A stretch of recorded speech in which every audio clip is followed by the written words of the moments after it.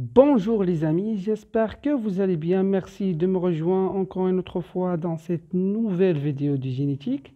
Et donc, comme vous avez lu dans le titre de la vidéo, aujourd'hui on va entamer la pléiotropie.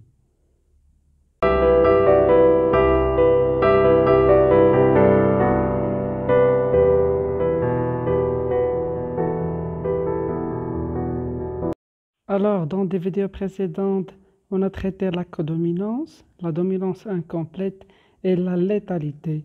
Et donc aujourd'hui, on est arrivé à la pléiotropie dans cette série de cours de génétique des diploïdes.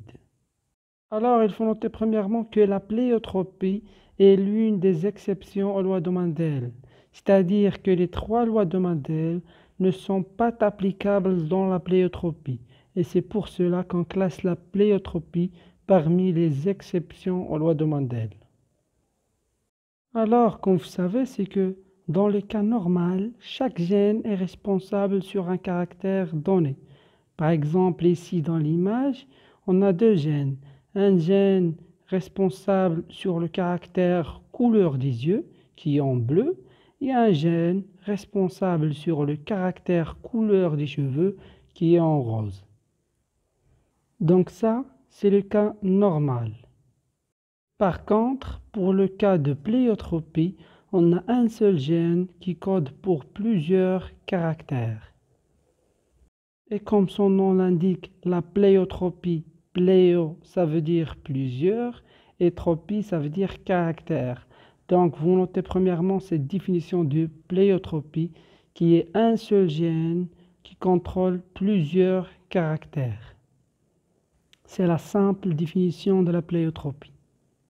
Par exemple, un seul gène responsable sur la couleur des yeux et sur la taille est aussi responsable sur la forme du nez.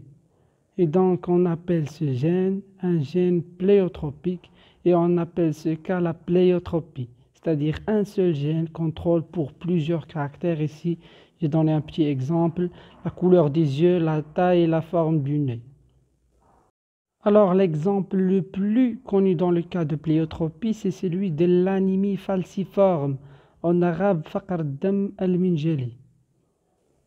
Alors dans ce cas-là, le gène bêta-globuline il est responsable sur la forme d'hémoglobine la plus courante chez l'homme.